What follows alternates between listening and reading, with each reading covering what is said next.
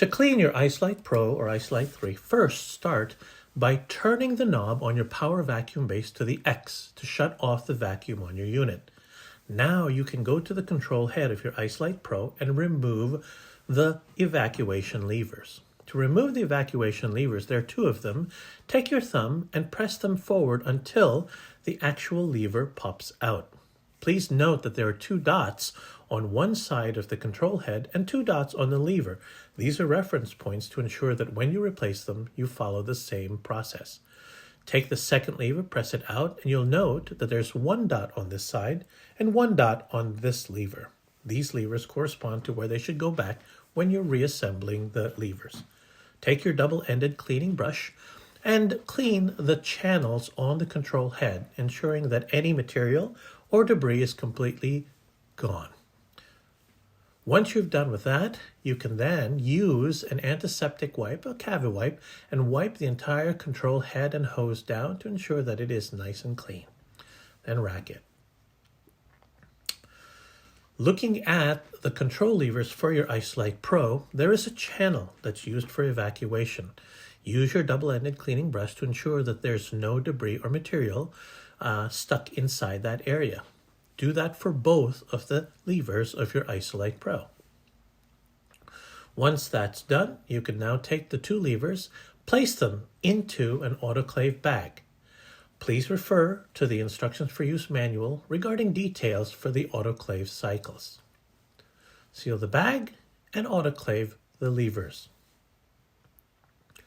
Once the autoclave is done, to reuse the levers and replace them onto the control head, remove them from the autoclave bag. And before doing that, there are several steps to keep in mind. First, inspect the O-ring on the lever to ensure that it's in good shape. If it has been compromised or is starting to break apart, you can remove it and replace it with one of the O-rings from the O-ring kit. If it is still in good condition, take some of the Isolite lube, O-ring lube, place it on there. Just a little bit will be perfect. And make sure you do that for both of the levers to ensure that they're nice and lubricated. Put a little bit of lubrication on the channels. And then now, aligning the levers, two dots to two dots, place them over the back of the control head and press until they click. The other lever with one dot should be placed into the side with one dot. Press it over the back of the control head, click, and then operate the levers to ensure that they're nice and supple. To remove and clean the control of the power vacuum base, turn the knob until it raises from the X around, and you can then remove the knob. There's a channel on the knob that also needs to be cleaned. Take your double-ended cleaning brush and remove any material or debris that may have collected onto that knob. Do the same with the power vacuum base. Start by removing the power hose or the control hose, and then use your cleaning brush to clean through that channel. Ensure that any debris or material is also removed completely from the power vacuum base. There is an O-ring at the base of the control hose. Ensure that it too is in good condition.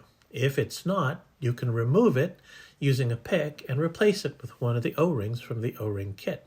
If it is, take the O-ring lubricant and place a little bit onto the actual O-ring just to ensure that it's nice and lubricated and supple. To replace it, align the hose, turn it, and the unit will connect. To replace the knob on the power vacuum base, also take some of that O-ring lubricant and place it onto the large O-ring that's on the top of the knob and spread it around so that it's fully covered. Once you've done that, you want to take that knob and take the portion that has the little dot and place it anywhere on the power vacuum base other than the X and the removal dots. Slide the knob on and click it. Now turn it to ensure that it's nice and smooth, and then place it onto which evacuation channel you want. You can then plug the power back onto the power vacuum base, and the light will go from green to blue. To run cleaning solution through the hose, use the cleaning tip.